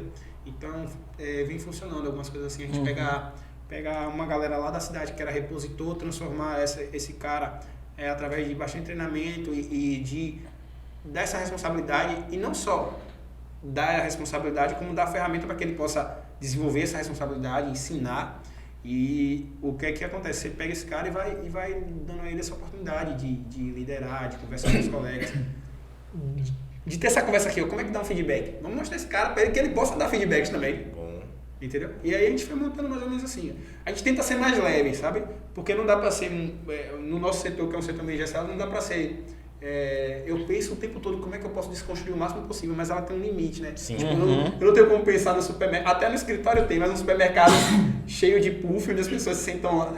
pode até pensar, mas porra, como é que é isso? Como é que isso vai acontecer? E aí você tem um mau cuidado, né? Pra você não antecipar muitas coisas. Exato. Porque é tão errado quanto entrar depois e entrar antes demais. Murilo Gun também. Murilo Gun. Fala sobre isso. Ele criou o iFood antes da tempo. internet, antes do tempo. Era através de ligação telefônica e tal. E o negócio foi pra frente. Enfim. De fato é isso. Se você entrar muito antes, você entra fora do tempo, fora do time, não rola. Tem que ter o time da inovação. Ou, cara, você tem um problema grande, que você tem que sustentar financeiramente esse negócio até chegar ao time. Isso pode custar caro. Exato. Então tem que saber entrar um pouquinho antes do time. Então, tipo, o que é um supermercado disruptivo, o que é um supermercado moderno, o que é um supermercado... E aí vem também uma coisa que eu gosto de fazer muito, o estudo geracional. Eu gosto de estudar muitas gerações. E aí você vem observando, né? Uma geração antiga, onde o plástico fazia muito sentido. Sim. Onde uma geração pós-guerra precisava produzir baby boomers ali, logo depois daquele tempo. Então, tipo, o que é prático precisa ser produzido. Trouxeram vários benefícios. A gente tem hoje plásticos, por exemplo, aqui, né? Tem plásticos de longa durabilidade que facilitaram a nossa vida. E trouxe também um problema. Eu digo que toda evolução ela traz um problema. Sim. E hoje a gente está precisando repensar nisso. Então, tipo, a geração da gente hoje é uma geração que mudou vem mudando um pouco, se preocupando um pouco mais com esse conceito, por Existe exemplo. uma consciência. Existe mais uma consciência. Mas tu lida no supermercado com várias gerações, tu tem que tomar conta desse conflito. E aí tem outras coisas. Enquanto a gente tem, às vezes, se confunde. A galera vive ainda na década de 80 e 90, começou a se falar muito da agilidade. As pessoas estão trabalhando feito loucas. Então, elas precisam encontrar uma refeição já pronta e tal. E começou essa conversa. Cara, eu tô vendo um movimento totalmente contrário. Mas isso é a indústria, sabia, velho? Diferente. É sempre a indústria querendo vender. Tudo isso veio da Revolução Industrial mesmo. É sempre a indústria querendo vender. Produtividade. Eu não sei, tô liberado pra falar nome de outras Sim, empresas. lógico. Cara, tem assim, a gente tava falando assim, o supermercado vai encontrar tudo fácil e tal. E hoje, talvez vocês adoram ir ali na Dudu Naturais e ter aquela customização que parece, era dos portugueses, aquela mercearia portuguesa do século passado. E hoje tu tá voltando aquilo ali e com uma bela loja, um ambiente maravilhoso. E tem outros players aqui também que tu hoje tá gostando de ir ali. Eu quero 100 gramas disso. A customização tá voltando de outro. Sim. Parceirão, uma empresa maravilhosa para vocês conhecerem mais perto. Não sei se vocês conhecem, é Corujão. Você chega no Corujão e você faz um suco de laranja na hora. Você chega no Dudu Naturais, você pega o teu amendoim e faz a tua pasta de amendoim. Faz o teu café. Tipo, tá voltando uma era também. Eu né? acho que isso é cíclico. sabe, Sim, velho? Não sei se você já leu Gestão da Manhã. Não. E na Gestão da Manhã fala que a cada 18 meses acontece uma mudança, uma nova tecnologia, um novo processo, algo se atualiza. E a tecnologia se atualiza. Quanto tempo? 18 meses. E o que eu vejo que a gente vive, a gente cria coisas novas, aí depois de um tempo os estudos sobre essas coisas novas aparecem, essas coisas novas deixam de ser boas, a gente volta para o que era antes. O que você falou, a industrialização, porra, era febre, velho. Tipo, propaganda na TV pra caralho. E aí é onde entra... O fast food era a febre, né? Era rápido. Onde entra essa parte da massificação da marca e a publicidade, propaganda e o marketing andam muito alinhados a isso. As pessoas consomem, velho, o que é dito que é bom. Se a gente diz hoje que o natural é bom, e aí bota estudo, bota artigo científico, divulga isso na internet, chegam marcas que criam o natural, trazem essa ideia do natural, isso entra na cabeça das pessoas. As pessoas começam a buscar o natural. Aí, suplemento. É industrializado, só que é suplemento, faz bem pra sua saúde, vai te dar um apoio, vai melhorar a sua energia, barará. Entra na cabeça das pessoas. Rafa Bodybuild tá As pessoas consomem. Eu gosto dele, né? Ele vai sempre puxar pra isso. Então, assim, se a gente parar pra ver, é cíclico, velho. O tempo todo vai ser. A gente vai sair do que é hoje para o amanhã, depois vai voltar porque é hoje. Isso é moda, isso é hábito de consumo alimentício. Isso não necessariamente é ruim, né? Não, é novo. Tipo, a gente conhece, entende. É o novo de novo. É o novo de novo. Reformulado. Sim, e tem muita coisa bacana nisso também. Tipo assim, agora tem uma coisa que você tava falando aí desse novo de novo e tal. E eu falei no início que eu sou muito curioso. Agora tem uma coisa que eu não gosto de fazer. Eu não gosto de criminalizar nada. Tipo, por comunidade. Teve a comunidade está condenando, vamos todo mundo condenar. Tipo, você tá falando do alimento. Teve uma época que o ovo era o alimento mais condenado do universo. Uhum. E aí é uma coisa que é muito comum a gente ouvir falar em vários lugares. E aí sempre começa a criminalizar outra coisa. E começa a outra. Então, tipo assim, eu tô muito cuidado com isso, eu vou mesmo. Eu não gosto dos extremos, eu não gosto disso. Em nada, cara. Na política, na vida pessoal, em nada. Os extremos são sempre danosos, cara. São sempre danosos. Eu acho que é sempre a indústria que... Vai lá. Tem aqui também. E eu acho que é uma coisa que sempre a indústria joga isso no mercado. Porra, porque em algum momento o ovo poderia ser ruim? Porque estava sendo muito consumido? Porque precisava que outros alimentos proteicos, proteínas animais fossem consumidos? Onde é que isso fica interessante para o mercado? Agora tem uma coisa também. Você lembra que uma vez a gente falou sobre uma frase de que a internet deu voz a muito idiota? Às vezes a única... Isso aí é de um pensador contemporâneo. Roque Tavares. E eu concordo porque assim... Chegou o quê? Deixa eu ver aí. Olha, é de todo mundo ou é de o quê? Cairóis, fazendo a moral. Gostei. Cairóis. Mas aí... Gilbert André representando. Gostei. Se eu acertar abrir aqui hoje vai dar certo. Rasga. A gente tá falando bastante de comunicação não agressiva, irmão. Você vem com isso aí. Você me conhece. Ô Lucas, venha mais vezes, viu? A gente nunca recebeu isso aqui, não. Rapaz. Pera aí, pô. Ô Rudy, isso aqui foi você. Tem que respeitar o tal do Rudy, viu? Tem que respeitar a Rudy. Você foi no banheiro, velho. Aí já tem aqui, ó. Tá falando mal de mim, foi? Chegou um negocinho aqui. O Rudy providenciou pra gente, Cairóis. Cliente RD, né? Cliente nosso aí, Jovem, André, Rosana. Um abraço aí pra galera. O cheirinho tá bom, desgrama. Tira a foto aí, Rudy.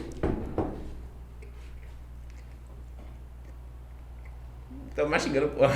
Adorei esse podcast de hoje, cara. Esse podcast de hoje tá... Vem mais vezes. Fala em cliente. Pera aí, rapaz, é a foto, pô. Pera aí, rapaz. Vai com calma. Fala em cliente RD, cara, tem um negócio que eu preciso falar com vocês, sobre um cliente de vocês. Eu queria, tipo assim, é um linguajar muito baiano, né? E eu queria entender o porquê do nome da empresa. E aí eu fui pedir. Na hora que eu comi, eu falei assim, ô velho. Falei, porra.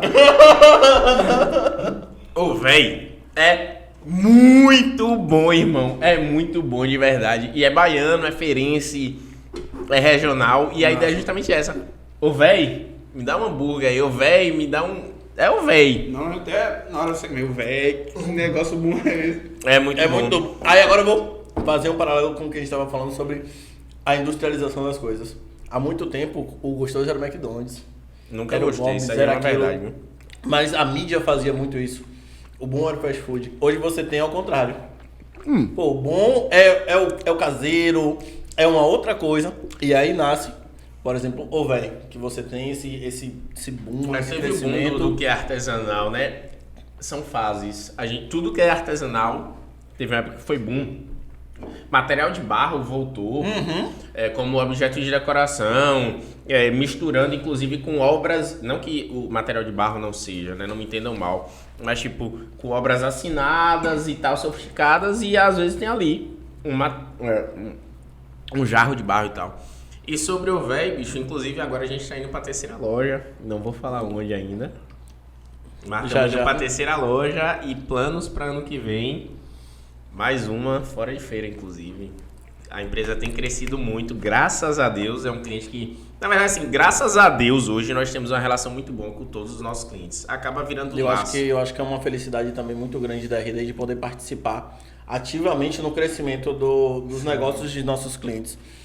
Acho que a gente não tem nenhum cliente hoje que ele entrou e é aquilo ali, vamos estabilizar, manter. Não, todos eles têm esse crescimento e pra gente é muito bom participar Na disso. agonia assim, tipo, é que eu olho assim, cara, tá fazendo muita coisa e tem muito ainda pra fazer.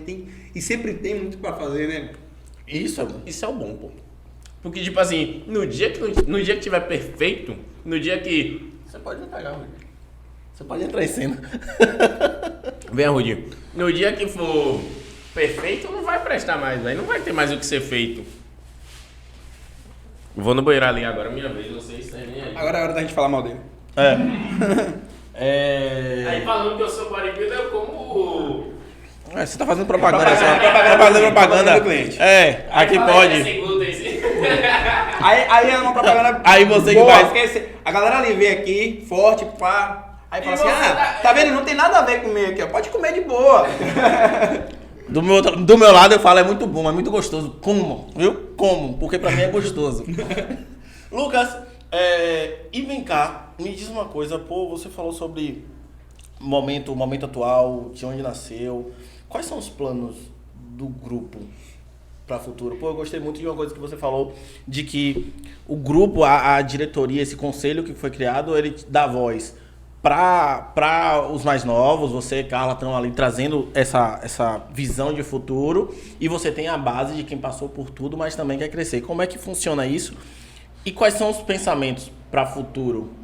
Cara, primeiro assim, a gente tá falando de liderança lá, quando a gente falou do mestre Joba, a gente falou de algumas coisas em relação a ter esses gurus e tal.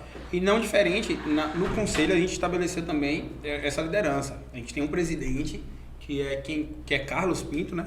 Meu tio, e é quem cuida do... Lá atrás foi começando a implantar essa questão do organograma de um senhor que já faleceu, muito amigo da família, seu Rodrigues. Ele começou ainda era pequeno nessa época, começou a implantar um modelo de negócio assim mais organizado. E aí hoje a gente seguiu com alguns parâmetros disso aí, e existe essa liderança lá dentro. Sobre a questão do crescimento, assim, a gente tem metas, né? A gente pensa em desenvolver, crescer em alguns canais. A gente acha o canal do varejo delicioso. Esse canal esse canal alimentar, o canal varejista de loja de vizinhança, tipo o Cestão, que ele se estabelece ali em cidade de até 50 mil habitantes. É um modelo muito gostoso. A gente tem um modelo de cash também, que vai para cidades acima de 50, 80 mil habitantes acima, como a gente tem lá em Alagoinhas o Atacadão Pinto. E a gente tem vontade de crescer dentro desses conceitos. O atacado de venda externa, ele é muito bacana pra gente, é uma operação legal, mas a gente enxerga hoje o canal varejista com mais carinho, vamos dizer assim. Apesar de que a gente não pode ser ingrato com o atacado, que ele que nos deu pompa, tamanho, pra gente poder ter barganha e começar a desenvolver o nosso negócio. Mas nesse caso, um puxa o outro. Por exemplo, se você tem aumentando o varejo vou lá pro centro-oeste da Bahia, por exemplo. Tô ali, então isso também aumenta a possibilidade de levar uma distribuição para lá também, já que você vai ter que fazer. A gente já meio que atende com atacado, né? Tipo, a gente já tá em 235 cidades, mais ou menos. Com atacado, a gente já tem. E aí, o que é que acontece? Eu fico batendo com meus botões lá e levo isso pro pessoal, porque eu penso assim, pô, hoje, por exemplo, a gente tem um custo de combustível elevadíssimo, aí tu vai lá numa região como Irecê, que é uma região que a gente atende, chique. Uhum. A gente chegou há um tempo até atravessar o Rio São Francisco indo pra Barra. Aí a gente recuou um pouquinho, por uma questão de análise de custo, que não vale a pena, mas assim, tu tá indo lá embaixo, custo de combustível lá em cima, a margem do atacado ela é menor porque tu tem que comprar para vender para um parceiro que o parceiro vai vender. Uhum. E tem uma concorrência forte. Tá? Então, é bem complexo, mas a gente começou a pensar, pô, como é que eu posso não perder esse braço? Então, se, por exemplo, eu tenho uma loja em Alagoinhas e eu estruturo essa loja para ela ser varejo na frente e eu usar esse estoque compartilhado para fazer uma venda externa, onde eu consigo carregar meus caminhões ali atrás e fazer um raio menor, meu custo de combustível é menor. Uhum. Então, eu consigo estar mais próximo ali e tal. Esse varejo se torna um CD, um atacado ali em uma parte dele, e você tem uma... A ideia da multicanalidade, cara, tem que estar... Você tem que pensar na multicanalidade quase que em tudo. E aí tem aquela coisa também de você estar trocando... o cara pediu... Cara, se eu vendo uma televisão no Sextão, eu tenho um caminhão que vai pra lá, pra Alagoinhas, na outra loja nossa, e eu tenho um cliente em tal lugar que pediu uma televisão, e essa televisão não tem lá, o que é que... Se eu tenho sempre transporte aqui, pega aqui, leva pra cá, daqui tu entrega cá. Então, tipo, tu vai ter uma... E aí, quanto mais loja tu tem, mais tu abre esse leque, né? Com um menor custo, porque cada loja ali, ela engloba X quilômetros. Vamos botar assim um raio de 100 quilômetros. 100 quilômetros. É diferente de eu sair daqui a 500 quilômetros. Só pra fazer isso. Aí eu vou ter 100, várias bolinhas de 100. Aí, tipo, assim, é o que eu fico meio que imaginando. Até compartilhei isso com a Rafa uma certa vez. Eu fiquei viajando. Naquele dia ali, eu falei assim, caralho. Porque a operação não é... Não é mais só um cestão ou não é só mais um atacadão pinto. Na verdade, o grupo se movimenta por todos os lugares onde for necessário. E ele vai abrindo braços o tempo todo. E se sustenta por isso, inclusive. Né? Agora eu quero perguntar uma coisa. As atacadas são muito pequenas. A do varejo tem um pouco mais, então... Uma compensa a outra e você consegue expandindo. Mas às vezes, para eu conseguir esse... Eu digo direto assim, que o atacado é o irmão bonito do varejo, porque ele compra o preço... O varejo ele tem um preço aqui, né, e tal. O atacado, ele comprou o maior volume, ele vai conseguir comprar mais baixo. Se eu comprasse só no varejo, eu ia diminuir esse gap para baixo. Se eu vendesse só no atacado, eu ia diminuir o preço de venda. Então eu consigo comprar, às vezes, mais barato e vender. Você rentabiliza a sua operação duas vezes, né? Massa. E agora eu quero perguntar uma coisa. Você hoje está no varejo, você está no atacado, só que todas as vezes que a gente conversa, seus olhos brilham pelo varejo. E, velho, eu não conheço ninguém que trabalhe com varejo e não se apaixone. Porque é just time, é gostoso de viver o varejo. Mas eu quero entender de você. Hoje, qual a tua referência? Qual é o case? Quem você olha? Qual a empresa que você olha e fala assim, porra, eu me inspiro nisso aqui? Levanta um pouquinho o microfone, Lucas. Tem uma série de... Tava comendo. Aí. Caralho, é bom demais. Tá comendo aqui. Eu vou estudando vários cases, sabe? Tipo, eu gosto muito de case. Aliás, assim, o tipo de literatura que eu mais gosto são as biografias. Justamente por isso. Já li algumas bem interessantes. Outras, algumas chatas também. Mas a gente lê do mesmo jeito. Mas eu gosto muito de estudar o que alguém já fez. Uhum. Para trazer o que é aplicável, porque às vezes o que deu certo lá, não daquela forma vai dar certo aqui. Mas assim, eu tenho algumas referências muito legais, assim. O pessoal fala, alguns vão me bater aí, que é investidor, mas eu tenho uma referência muito bacana no Magalu. Sim. Uhum. Sabe, pelo modus operandi dele, assim, eu acho. Estruturação de negócio que eles fizeram. Fantástico. E os caras são muito seguros, as pessoas... Dona Luísa Trajano, assim, é uma mulher referência, aquela coisa da força ali, ela me lembra...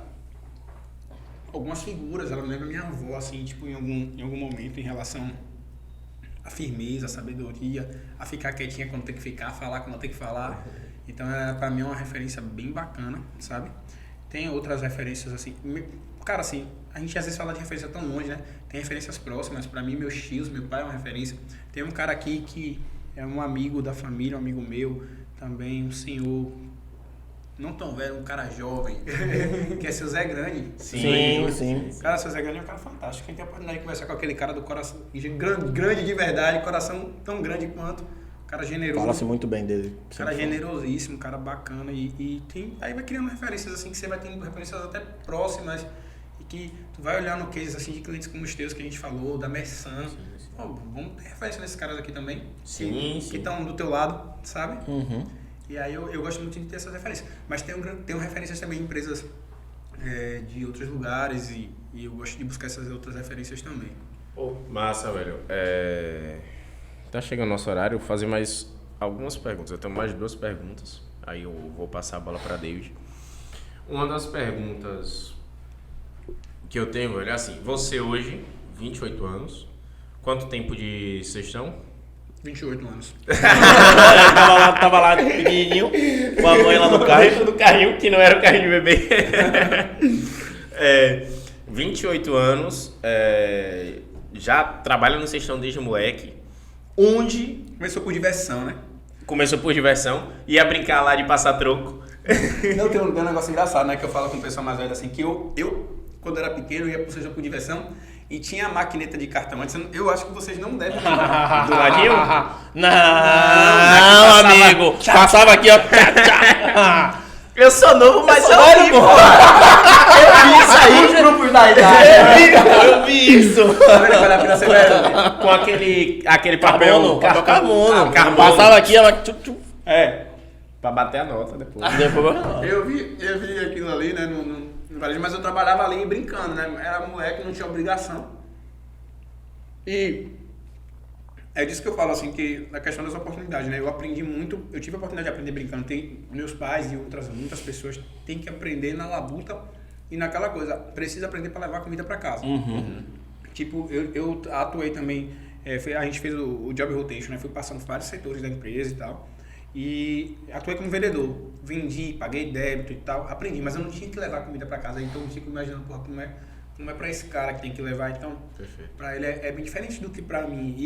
E aí eu tive a oportunidade também de estar na UFS, uma universidade pública, e foi muito massa viver isso, porque eu tinha colegas que não tinham a mesma oportunidade, tinha uma galera muito top, assim, que eu olhava, meu Deus, que cara brilhante, que pessoa brilhante, e que às vezes nem consegue se enxergar, porque tá tão apertado ali, cara, que a pessoa não consegue enxergar. Eu tinha uma colega que ela trabalhava e tipo eu nunca tive muito contato com ela, nunca conversei sobre, mas eu peguei algumas matérias com ela, não tinha muita intimidade, mas eu admirava tanto, velho. Ficava olhando de longe assim, falava, cara, ela trabalhava, velho, pegava o busão, chegava atrasada, tinha que sair. Eu já vi ela ter que entregar a prova sem fazer questão, porque o ônibus ia embora, ela não tinha como ir pra casa, não tinha um carro, não tinha alguém esperando, não tinha alguém pra buscar, e ela ter que deixar uma parte da prova. Eu falo, cara, tem uma galera aqui que O esforço caramba, que isso véio. tem que fazer. E tipo, eu não tive essa necessidade. Então, tipo assim, eu não gosto também de chegar aqui me cartando. Cara, eu tive uma série de privilégios, assim, conforto. E qual é o meu papel, eu entendo? É abrir espaço para que outras pessoas, assim, como ela e outras que não tiveram a mesma oportunidade que eu, tenham esses espaços abertos, né? Então, tipo, eu penso em usar muito minha juventude pro disso também. Pô, Em vários aspectos, velho. E um paralelo... Tem uma galerinha da UFS que trabalha lá comigo também. Eu acho que no dia que eu fui lá, inclusive, até conheci na parte de logística, salvo engano, um brother lá. E seu irmão hoje trabalha na fazenda, né? Meu irmão tem um projeto bacana, projeto que tá muito conectado com esse futuro que a gente fala aí, né, inclusive dos alimentos. Ele tem lá um projeto de agrofloresta, que é um projeto que consorcia a agricultura, a produção de alimentos. Hoje já tem projetos de grande escala disso, com a preservação ambiental, né? Então, tipo, eles falam plantar água, plantar floresta e colher alimento, né? Então, assim, é um estudo, né? Uma engenharia, uma geometria que requer todo um conhecimento técnico mesmo, mas que tem esse resultado muito positivo, de impacto positivo em vários sentidos, numa alimentação mais saudável, alimentação, ele usa lá, a gente bolou um lema, né, mais que orgânico, agroflorestal, que tipo, é além até, né, não é só sobre plantar, é sobre Um cuidado com todo. Isso, é uma visão ainda mais aberta do que o alimento orgânico. E aí ele está lá produzindo o alimento nesse modelo. Ainda é um processo que ele está validando, está conhecendo o terreno, está conhecendo o negócio e tal. Mas ele é um cara inteligentíssimo e está com um negócio lá que é promissor. E me diz uma coisa, pô, isso tá na família. Tá. Isso é um consumo que você também, provavelmente, seus pais, todo mundo tem essa consciência Sim. ambiental. Isso tem reflexo dentro da empresa? Até de desconstrução, né? Porque a gente tem uma galera que para pensar. A referência dos meus tios, ele tá lá na roça, trabalhando, tem um pedacinho de roça, trabalhando, capinando, um trabalho da porra, e vinha um cara que tinha uma fazenda. Pô, referência para aquele cara, pô, aquele cara que tem uma fazenda, vira referência. Porque não conhece o outro modelo. Uhum. Então, primeiro, quando meu irmão apresenta um modelo como esse, tipo, traz para eles que, por exemplo, estão num modo tradicional de produção. Existe uma outra forma. Pô, existe isso aqui, né? Aí, tipo assim, não vamos apostar todas as fichas não, mas vamos dar essa ousadia, vamos ver como é. E eles dão muito essa liberdade, né, como eu te falei. E aí eu tenho um tio, por exemplo, o Daniel, que é um dos sócios fundadores, que hoje ele está mais ligado à parte da agropecuária. E esse projeto da São José é lá dentro. Então, eles discutem, conversam, vê o projeto acontecendo, entendeu? E tem esse espaço para o ouvido também, né? Não estou romantizando, acontece às vezes de discordâncias. Lógico. E não adianta a gente romantizar isso, mas o grande trunfo é aquela coisa, a gente tem a comunicação não violenta, né? A gente senta, conversa, dialoga como é. Então, vamos pensar aqui. E funciona legal, entendeu? É bacana isso. Mas além disso também eu vejo, quando nós estivemos lá e conhecendo, rodando a cidade, e aí tem aquelas iniciativas que o supermercado tem, né? Então você tem ali, você falou, pô, tem um local aqui para cuidar dos cachorros de rua, você tem um reaproveitamento de água de chuva, você tem uma energia limpa. Isso tudo é reflexo disso, desse pensamento? É reflexo de uma galera que não tinha sido apresentada a isso, que tem a abertura para ouvir e que dá a liberdade para fazer. Então, assim, com certeza, se eles fossem fazer, eles não fariam. Mas aí a gente propõe. E aí eles fazem, aceitam, dá espaço. Então, para mim, é por isso que eu enxergo que a gente ainda tem muito para crescer, sabe? Não falo por vaidade, mas eu falo por essa abertura mesmo. Essa conciliação do que há de moderno, do que há de novo, do que há de necessário para o mundo a partir de agora, entendeu? Eu tenho um projeto mesmo que eu vou abusar vocês aí pra gente fazer alguma coisa tipo, cara, eu não posso cobrar pela sacolinha plástica, vai ser uma quebra de cultura muito forte. Mas o que é que eu posso fazer para quem não leva sacola? Posso dar um benefício, um desconto, um cashback, eu até já comentei isso, viu, Rafa? Então assim, pô, vamos criar uma sacola assim. Agora essa sacola vai ter só o nome do cestão? Não, tem que entregar uma ideia de valor para essa galera que quer falar assim, não, ó, vamos fazer isso aqui, abraçar essa sacola. E aí, como é que a gente constrói novas maneiras de fazer, né, aquela coisa, sem dar um choque de cultura tão grande, porque existe também uma coisa também bem cultural, olhar sustentável, cultural. E pensando na sociedade, né, velho?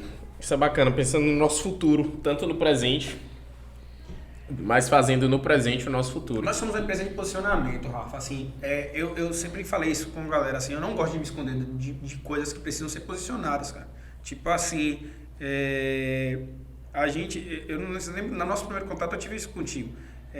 A gente tem mais de 60% da população da Bahia, ela é negra. Mais de 60% das pessoas que tem que estar com a cara lá tem que ter essa cara, cara. É representatividade, o mundo como ele é e tem que ser. Então tem que... E esse espaço já foi muito consumido, a gente tipo, já americanizou demais, a gente já fez... Bora fazer como tem que ser. Voltar pra esse origem. posicionamento mesmo. E não só aquela coisa de chegar assim, hoje é o dia da consciência negra, vamos mostrar aqui a cara. Não, vamos fazer do cotidiano isso, o que é que a gente pode repensar e ouvir uma crítica, traz pra dentro a crítica. Não gostei que vocês fizeram. Ótimo, é bem-vindo, bora ver aqui o que é que... Entendeu? Eu penso muito assim, tem posicionamentos assim o Sextão não se esconde de falar assim, tem aqui um colaborador que é LGBTQIA+, e tá trabalhando lá e chegou um cara e falou assim, eu não quero passar no caixa dessa pessoa aí, tal, sinto muito, o senhor vai ter que se retirar ou mudar de caixa, mas ela não vai sair daqui. E você tem que ter essa firmeza com isso. Pra mim o cliente quase sempre tem razão, né? A gente brinca ali e dá abraço ao cliente. Mas vai ter coisas que a gente vai precisar ter posicionamento Claro, e ponto. Perfeito. Senão tu não ultrapassa as barreiras evolutivas do mundo que são benéficas. Perfeito. Eu gosto muito dessa preocupação com a sociedade. Sim. Que vocês, como grupo, como família, como pessoas, têm. De você se posicionar, de você cuidar dos seus, de você trazer aliado. Na minha faculdade, eu vi ali algumas pessoas que tinham um corre diferente. Então, pô, como é que eu posso ajudar? Como é que eu vou estar aberto para poder ajudar a sociedade? A gente cresce com pessoas, pô, tu tem lá uma cultura de uma cidade que te abraçou, tu não cresceu só. Exato. E tu deve mais do que tudo retribuir parte disso pra ela, velho. Se tu não retribuir um pouco pra essa comunidade. E outra, não é um terço do que foi dado. O que tu retribui. É muito pouco pelo que tu se beneficiou e tu ganhou, sabe? A galera que te abraça, que conta contigo, tu chega lá, tem alguém abraçado contigo, eu gosto demais de vocês.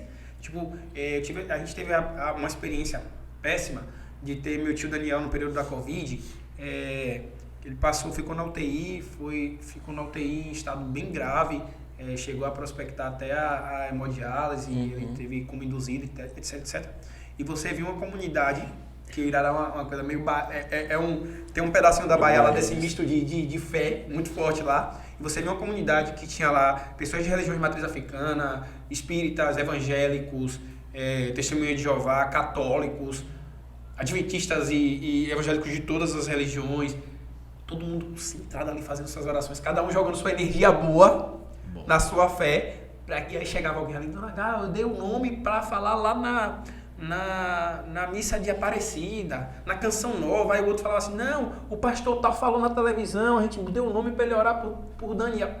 Ó, como isso é valioso, isso é ouro. E aí aquela coisa, o desafio, tu quer crescer, como é que tu leva isso, né? Como é que tu leva isso? Aí como é que eu acho que a gente leva? É quando a gente chegar em cada cidade, a gente se envolver com a cultura e com a comunidade daquele local. Exatamente. E não só com a fotozinha, cheguei em Ambupe, vou botar uma foto aqui da igreja de Ambupe aqui. Não, é envolvimento mesmo, velho. Isso é perfeito porque você não chega pra mudar o local, você chega pra fazer parte daquilo ali. Exatamente. É Mas, só somar. Até conversar sobre a campanha que eu imaginei. Calma. Agora deixa eu falar que Rudy já tá ali me chutando pelos fios. A gente tá chegando no horário. E aí eu quero uma pergunta. E tipo assim, 28 anos. 28 anos também de GPC. Assim, oficialmente é menos. E assim, crescendo, trabalhando todos os dias para fazer com que o negócio vire cada vez melhor. Onde você imagina Lucas daqui 5 anos? E onde você imagina o GPC daqui 5 anos? Eu faço muito exercício de estar no presente, sabe? Eu tento muito buscar isso. Mas, obviamente, a gente tem projeções, a gente pensa e tal. Daqui a 5 anos, eu quero estar bem, onde eu estiver. Se tiver que mudar de rota, também que esteja bem. Mas eu pretendo estar no GPC. Eu pretendo estar pensando em novos projetos. Eu nunca quero parar de pensar em novos projetos. Eu penso no GPC com algumas coisas que ele ainda não tem e que eu acho necessário, até desse ponto de vista que a gente estava falando, né? Tipo assim, o que é que a gente pode fazer para desenvolver talentos lá dentro da galera da zona rural de Irará, ou da zona rural de Ambupe, ou de uma região favelizada, de uma cidade que a gente está atuando. Então, bora pensar em programas. Eu penso no GPC construindo isso, muito Magalu isso, é referência.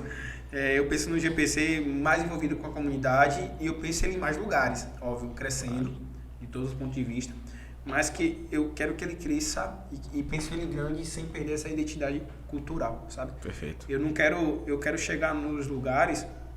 A gente tem mais de 500 colaboradores, não conheço todos por nome, até porque eu sou péssimo de nome, mas eu gravo a fisionomia. O pessoal fala, né, porque eu chego no sextão, eu saio falando check-out por check-out, caixa por caixa, né? Eu gosto de estou presente aqui e estou com vocês. Tamo junto aqui. Contem comigo. Então, eu penso de estar, se tiver que estar visitando 10 lojas, 20 lojas, 30 lojas, eu quero passar em check-out, falando com todo mundo, tal. E aquela coisa, não é sobre perder tempo isso, né? É sobre ganhar tempo.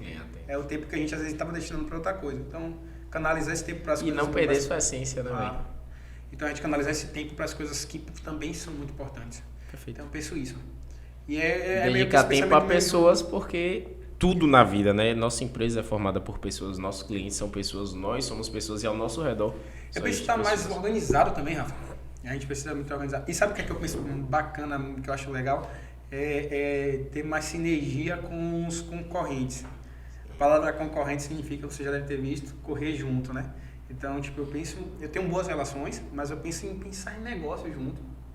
O que a gente pode fazer junto, sabe? Bom. Eu acho massa isso. Bom. Contribuir, né? Multiplicar e quebrar os velhos conceitos. Concorrência só é bom pra todo mundo, né? Concorrente é bom pro mercado. Tem uma propaganda massa do cara que aposentou da... Não sei se vocês já viram, da Da Mercedes. Mercedes. A propaganda é muito boa. Que velho. campanha. Aquela campanha é fantástica. Pra quem não conhece, né? O cara foi um cara, acho que foi um grande diretor lá da Mercedes, que fez grandes feitos. Que ele aposenta, aí a BMW, né? Se não me engano, foi a BMW? A BMW que fez. Foi. A BMW faz uma propaganda, aí esse cara se aposentando, aí o último dia de trabalho, se despedindo, pega a Mercedes dele, vai pra casa, aí estaciona o carro em casa, fecha a porta da garagem, abre e ele sai da E sai da BMW. Tipo, BMW. agora você tá livre. Agora você pode. Aí lá depois vem agradecendo, faz a piada, né? Depois fala assim, obrigada por esses anos de contribuição, nós evoluímos juntos, tal. Tem uma coisa meio nesse sentido. E isso é que é o fantástico, Ah, né? sério. E quanto você não cresce com seu concorrente, pô. É isso que eu acho que isso é que é o bonito no negócio. Já pensou que Até pra você ser bom, até pra você ser considerado bom, você precisa ter um concorrente. Claro, Porque senão... parâmetro, né? É, lógico. qual o parâmetro? Aí eu vou te trazer uma provocação. E se eu ajudo esse meu concorrente, desafio ele, tipo assim, ajudo ele a crescer, contribuo, ó, tenho essa ideia, porque tu não implanta aí e tal. Eu não vou estar me desafiando a fazer também mais? Sim, Aham. óbvio. Entendeu? Logicamente. Não só no E sentido quem de brigar, né? ganha o público, né? O cliente, a sociedade. Quem ganha o show, né? Claro. Você vai dar o show. Pô, que massa, velho. Que massa. Massa. Lucas, porra, obrigado. Eu gostei. Que a gente foi pra vários locais. Nessa Não, velho, conversa, muito mas bom. muito bom, velho. Muito bom. Muito bom. E Obrigado. leve, velho. De verdade, muito obrigado por ter aceitado o nosso convite. Muito obrigado por ter dedicado o seu tempo a estar aqui com a gente. Você é um cara de energia muito boa. Isso é uma coisa que eu gosto de repetir. Porque assim, é bom a gente deixar claro. Porque, porra, irmão, todo mundo que ele encontra deve sair com uma energia melhor. E isso é bom. Isso é bom pra você, é bom pra gente também quando tá com você. Você é um cara de energia lá em cima e David, a gente sempre conversa, porra, velho, que bom. Você é um cara que tá dedicado e tá na lida todos os dias. E é um cara que, como você falou, pô, dá feedback. Ou é positivo ou é negativo, mas dá feedback, sabe da importância disso, mas também tá sempre junto, tá colado, tá disposto a fazer com que as coisas melhorem. E aqui hoje, velho, o papo rendeu demais. Gostei disso. O Rudy, desse podcast vai derivar uns 30 cortes, viu? Não deve pagar no dia no máximo 10, não. Mas Trabalho pra pó pra você. Só tô me rendeu, dando trabalho, né? rendeu e vamos marcar mais papos, velho. Não só aqui no podcast, mas tá devendo uma cerveja e um churrasco pra gente lá em Irará. Lá em Irará. Ele acha que eu esqueci. Lá Ele acha que eu tem uma esqueci. comunidade que eu jogo bola lá, na comunidade do Candial. Tem um campo lá de Mindu, que tem um bocado de amigos Toda da região cidade e tal. tem um lugar chamado Candial. Eu acho que sim. Mangabeira também. Mangabeira também. Mangabeira também. Aí eu vou levar vocês lá, galera massa, energia boa, pra gente comer um churrasco lá. Boa, boa, Vou boa. cobrar, velho. Pode cobrar. Muito Tá bom. gravado. Tá gravado.